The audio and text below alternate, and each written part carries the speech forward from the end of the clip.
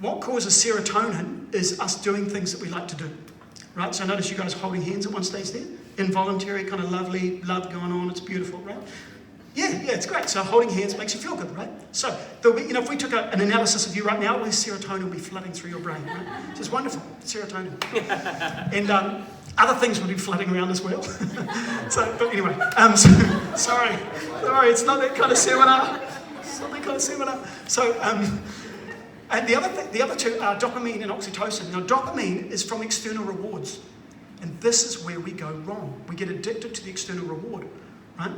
And then the other one, oxytocin, is from contribution. So there's three ways to kind of get your brain going in terms of happiness. One of them is to do things you love to do. Like for me, I love presenting and talking and sharing on health, right? So right now I'll be having lots of, oxytocin go through because I love to contribute, and I've dedicated my life to inspiring healthy longevity. It's, what I want to do is do that. That's what I do. And I love that, so I get lots of oxytocin. That's what you do when you contribute. When you do things that you love to do, you get serotonin, and that makes you happy. And here's the thing with serotonin, you can't run out of it, and you can't make too much of it. You ever noticed a kid, a 2-year-old running a 3-year-old, they get to 2 o'clock and they go, I've been happy all day, it's amazing. It's 10 o'clock, they're happy, 11 o'clock, I'm happy, it's 12 o'clock, I'm happy. I've had enough serotonin now, it's 2 o'clock, I'll just be sad now for the rest of the day. Because serotonin, I've got none left. You notice how kids do that? No, they don't.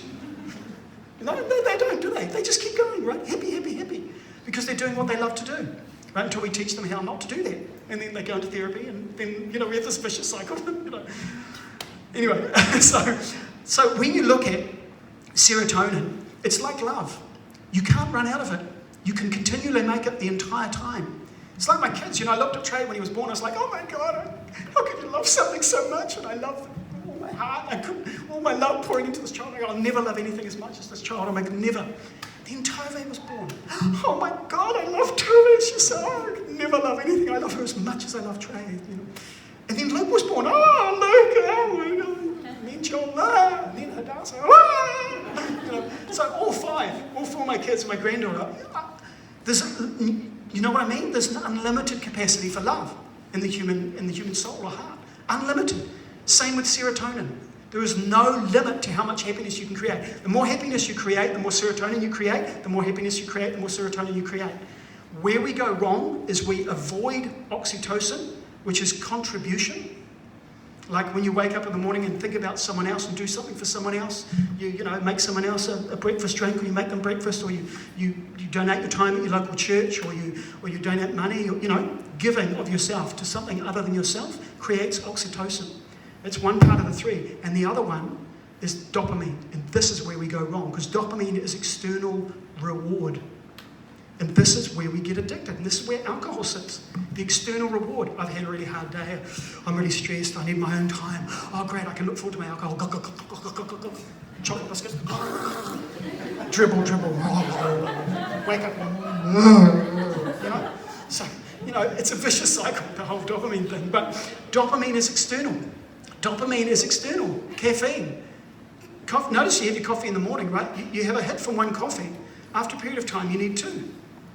After a period of time, you need 3. Because what happens when the dopamine keeps getting hit, it kills the neurons that recognize the pleasure from dopamine. So the more you have of the drug, the less the high you get. And then you rely more and more. It's like heroin. I've never taken heroin in my life. People that have taken it, that I've spoken to, have said they always look for the first high. It's always that first high that they try to recreate. It's common with drug use. You never get it back because you need more and more and more, and you get less and less and less. So one of the tricks to remaining happy, and it's, I've been doing a lot of mental health presentations around the corporate world, one of the tricks is concentrating on what makes you happy and what brings happiness to others. And it sounds ridiculously simple, but the bottom line is if you want to be happy, the more happiness you make for other people, the more you contribute, the more your brain literally gets wired for happiness, and you get off the dopamine track. So if you look